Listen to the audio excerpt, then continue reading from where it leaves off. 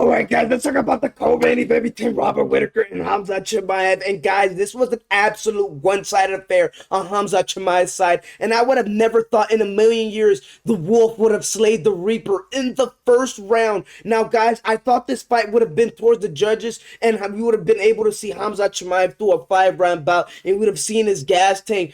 But man, this dude really killed Robert Whittaker. Now, guys, I don't know what's next for Robert Whittaker after this, man. He's fighting everybody in the middleweight division, and he's never shown up in the big moments. And in this situation, he hasn't shown up in the big moment going against Khamzat Chimaev. So I don't know what's next for him in the middleweight. If he goes up to light heavyweight, he will get destroyed by every light heavyweight in that division. So to be honest, what is next for Robert Whittaker? That is the real big question that I am really questioning at this point. And guys, Khamzat Chimaev, I want to see this dude go against Alex Pereira next. There's beef, there's tension there. These two dudes are on the up and coming. I know you guys are cementing Alex Pereira as the GOAT, but he is still on the up and coming. And this is the fight that needs to be made. We don't have a lot of Alex Pereira time, and we need to see these two dudes go at it. And if you guys haven't noticed, Alex Pereira has been talking his ish to Khamzat Chimaev, and the same thing about Khamzat Chimaev to Alex Pereira. And this is the fight that needs to be made. Now, guys, you already know the routine. You should already know the deal.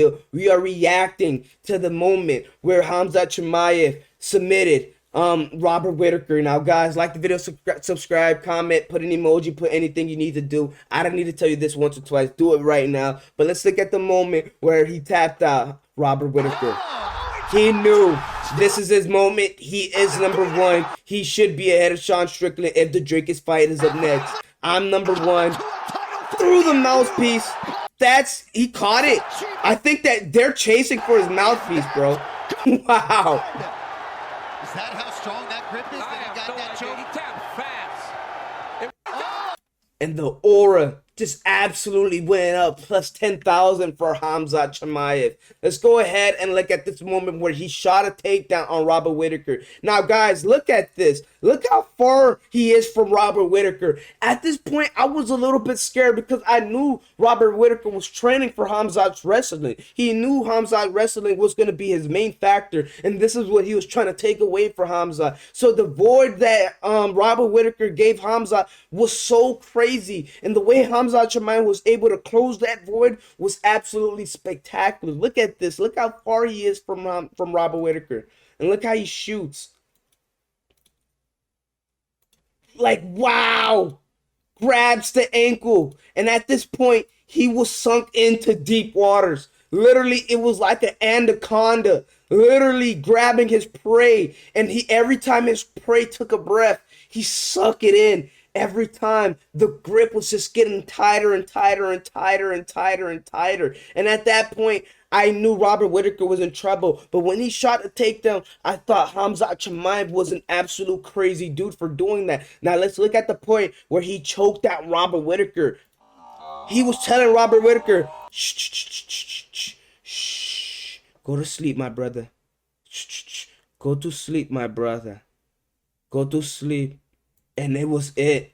Robert Whittaker tapped instantly. Let's look at the full moment where he put him in that rear naked choke. It was an instant tap from Robert Whittaker. That tap was so fast. I seen the tap at like real time, but I didn't really think he tapped until the ref was like, stop this. This wasn't a full choke that he connected on Robert Whittaker.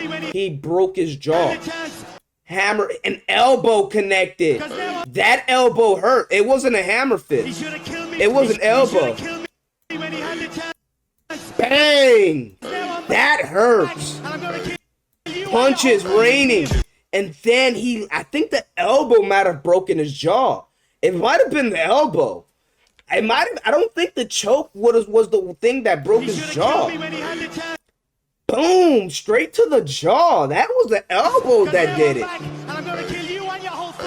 And then he choked him out at this point, just fixing it up. Oh, that's brutal. That's brutal. This dude is nasty. Oh my gosh. Wow. It was an instant tap. He was in deep waters.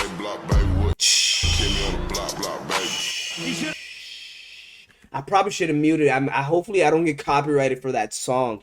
Damn, I don't think I should have played that. Hopefully we're good on that. But guys, the energy that Robert Whittaker was spewing before the fight and the Khamzat Chimaev energy was two total different energy. Robert Whittaker just felt like he was ready for the fight. You could see it in his face. Just look at his facial structure in this face off. Biting down on his teeth. You can tell from his jaw. Looking at him dead in the eye. But let's go ahead and look at his fight history, guys. Like I've been saying, and I was told, and we're gonna make a video about it, man. I was told that I need to do more research. My research is A1 spot on, apparently, because like I've been saying, in big moments, Robert Whittaker hasn't shown up. Like, look, he's beating dudes like Mike Rhodes, Brad Tavares, Uriah Hall, Derek Brunson, Ronaldo Souza, Yoel Romero, Darren Till, Jared Cannonier, Kevin Gaston, Marvin Vettori, Paulo Costa, Ankara Askalov. Now, his best win on this whole entire resume seems to me has to be Yoel Romero. Beating Yoel Romero seems to be the best thing that he has on his resume. But in big moments, he tends to lose. Going against dudes with names. Wonder Boy, a dude with a name. He lost. Israel Adesanya, a dude with a name, again to Israel Adesanya. He has a name. He lost again. Drake Du Plessis. The whole entire South Africa is with Drake Du Plessis. He has a name, and he took a loss. And to be honest, in big moments, he hasn't shown up. So guys, my analysis are right. Khamzat Chimaev, like I said, is going to win the fight. Let's go ahead and look at my boy Brian talk about Robert Whittaker's injury, because I'm actually curious about it on what happened. Guys, like the video, subscribe, man. Comment, put an emoji, do whatever you need to do. It helps with the algorithm. So strong and powerful that this actually broke Whittaker's lower jaw. I thought it was an elbow, man. I think it was an elbow. There hasn't been that many interesting injuries. I think at least soften it up for the choke here. So UFC 308, Khamzat Chimaev versus Robert Whittaker.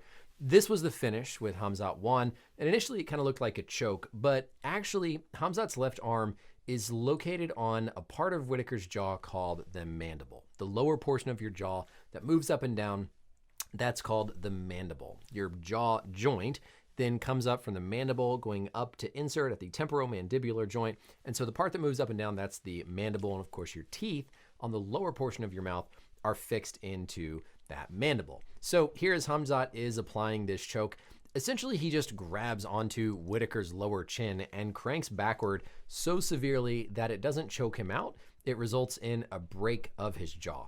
This wasn't a jaw dislocation. There was some speculation about that after the fight, but based on a picture that we're going to show here, this was just so powerful that Khamzat broke his jaw. Now, this is the picture that was shared of Whittaker's jaw, and I've edited a little bit to try and remove some of the graphicness, but what you're looking at is his lower row of teeth. Wow, that is disgusting. Wow. His 3 teeth in the front are displaced into his mouth because his jaw is fractured. So that's not just that the teeth fell out. The teeth are actually still attached to that lower portion where they're anchored into the jaw, but the jaw is broken in a way that's caused his teeth to completely displace backwards into his mouth. It's not like these teeth just fell out or are knocked out. No, the whole anchor site for those 3 teeth broke, causing that teeth to displace posterior. If we look at our biodigital anatomy tool here, we can highlight and see what exactly we're talking about with that anatomy. So this lower bone right here, that's going to be the mandible. This portion is going to be the temporomandibular joint located right up there. You can feel that move. When somebody dislocates their jaw, it's going to be that joint up here that gets dislocated. I really thought it was that joint over there on the side that dislocated him. I didn't think it was the mandible in the middle. I thought it was the elbow that dislocated him. Bang, and then once he cranked it, it kind of like just shifted a little bit. I thought that's what it was. But then you can see how the teeth are anchored into that underlying bone. And so in Whittaker's case, basically these 3 front teeth anchored into the lower portion of the jaw got crushed from that forearm that Khamzat Chimaev applied, causing a fracture, causing that bit of the jaw. That boy's forearm backwards up into his freaking made of steel. Treatment of this is going to be some type of surgery to put those teeth, that bone back in place, plate, potentially braces across the teeth.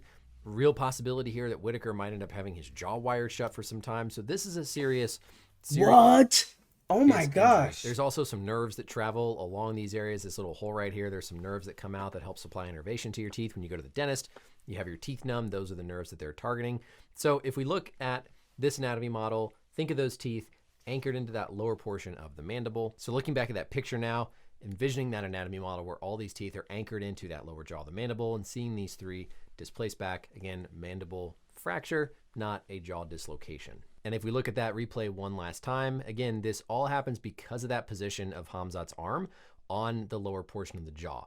If this was a choke submission, he would have had the arm underneath his jaw, but instead you can see it slip up right there. That left arm anchors in front, the lower portion of the jaw, loading on the teeth, and then just pushing backwards, trying to apply that choke, just crushes Whittaker's jaw. So that's it for the video, everybody. Wow. Good to get back into some UFC content here. Hope you enjoyed it and learned something. Bro, if Whittaker would have stayed in that hold for an extra 2-3 seconds, bro, he'd have broke his whole entire mouth.